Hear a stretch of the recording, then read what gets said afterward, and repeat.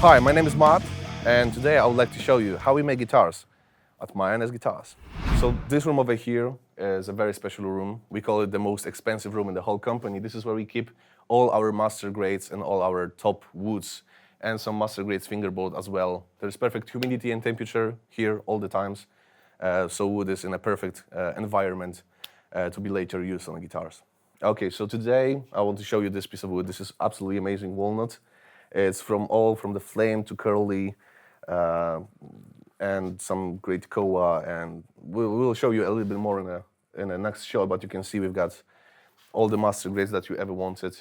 Over here you can find spalted maples like this one, or what we have as well, like this one over here, which is a little bit flamed and a little bit spalted.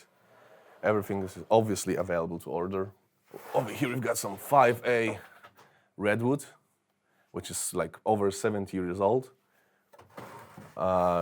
This one over here, oh yeah, that's very popular wood. This is, let me spray it quickly.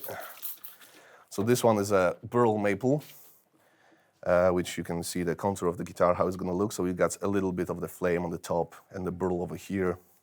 This is one of the most popular woods that we use recently. So every single top looks a little bit different because, well, like with poplar or buckeye burl, every single piece of wood is also a little bit different. Over here we've got also amazing pale moon that we could use on either fingerboard, or if it's wide enough, like over here, we can try to match it to a reduced body or a bass body, so we can actually make a pale moon top out of this wood.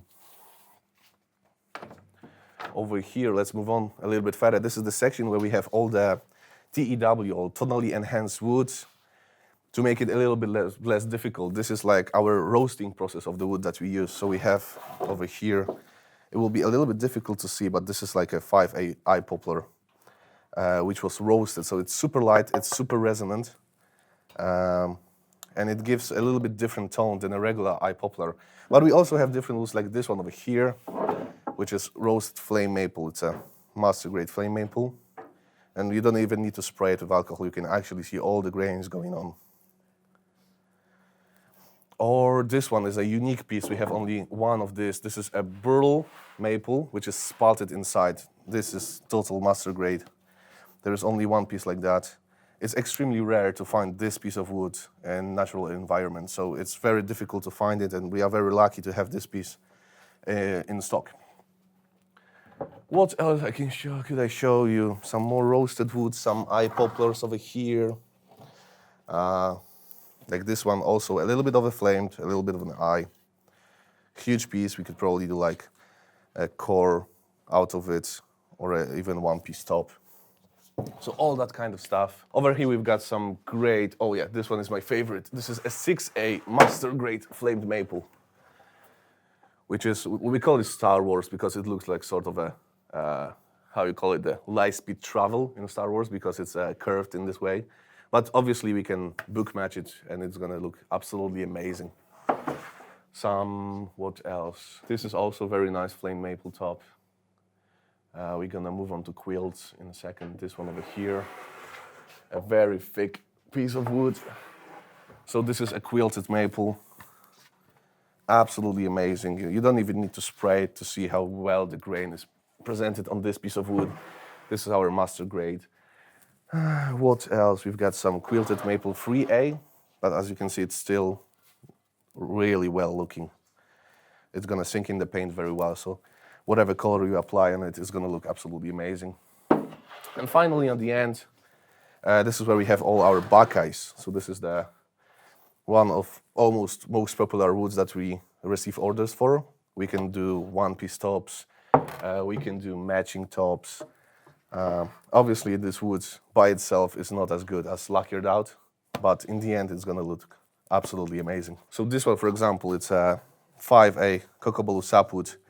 We use this wood for all the fingerboards. You can get a little bit of a sapwood as well, so the different color of the wood, or just go with straight cocobolo with this amazing grains that it has each side, so it doesn't matter. Obviously, it's not sanded down, but you get the idea how it's gonna look like. So over here, we have our section of master grade fingerboards like this ricotta over here, which is extremely heavy, extremely dense wood, but it sounds amazing. A little bit of a sapwood going on as well over here. We've got some 4A snake wood, which is very dense. It's very resonant wood. It's similar to ebony, but the color is a little bit different. And also recently we introduced this thing, which is roasted master grade bird's eye maple fingerboards. We give them, you can order them from 3A to 5A to master grade. We can roast them or we can leave them as they are with no roasting, just natural wood with a lot of ice going on. So this is the room where we keep all the semi-products, let's put it this way. We've got some necks that are ready to be used. This is a bass neck, this is Wenge Bubinga one. We have some maple ones over here with the thin stripes of walnut. So all those necks and some parts of the bodies, like over here, we've got the wings for a reduce model. These things are prepared to be used whenever we need to do like an extra instrument, or maybe there is something not ideal with the wood that was right away cut. So we can always grab some spare things like this necks over here, for example, as well. These are reduce necks. We can use them wherever we want, just grab them. This is also where we keep some cheaper wood like poplar. This is where we have all the blocks of poplar, like over here. This is also where we keep our wood, which is already glued, the wood for the bodies. So we've got some mahogany over here. In the back you can see roasted ash and natural ash. This is swamp ash. So everything is waiting here to be either being glued together or just put the top on top of it and go into the CNC machine. Okay, so this machine over here, this is our biggest CNC machine. We use this exclusively only to cut out the bodies of our bolt-on models. So we are talking about Duvel, BE, Jabba, Hydra models. We use it primarily only because it's the fastest way to cut out the bodies. It's nothing extremely amazing, it's just the saw which cut out the shape of the instrument. So this is our second CNC machine. This is the middle one, so not the biggest one. The biggest one is on this different building. This one we use exclusively for our reduce model. So as you can see right now, it's preparing the body with a little bit of an armrest before we glue in the top.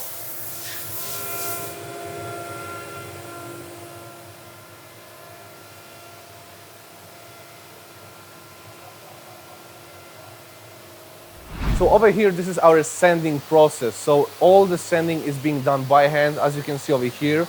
We have few different stages and obviously few different sandpapers that we use to sand our guitars and prepare them for being painted out. So not only do we do it by hand, but at the same time we are using the hand sanders over here, as you can see.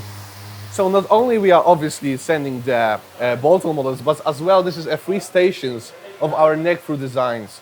So we are talking about all the master basses and reduce models. Guys right now having a break because that's how usually the production line works. But nevertheless, you can see guitars which are almost ready and sanded down to being painted. Some of them have freshly put tops, and still there is, as you can see, it's a very big piece of wood that will be sanded down to this exact shape, as you can see over here. You can see how much work there will be done to the body of the guitar. And this is still not the final form of the guitar. Over here, you can see the sanding process of the top itself. So what we usually do is we prepare the body separately, and then we prepare the top and glue them together later. So this is the sanding process of the necks. So this is where all the bolt-on necks are being sanded down, the headstocks. This is where we prepare the fingerboards before the frets are put in. As you can see, there is a lot of instruments being done at this moment. We use hand sanders as well as we sand them by hand. So everything is done by the same team since a long time. Every single guy has a lot of experience with the sanding process of the necks, so we've got the perfect profile every single time. Over here we've got our master basses section. This is where all the master basses are being done by hand. We use very little CNC only to make the wings of the body.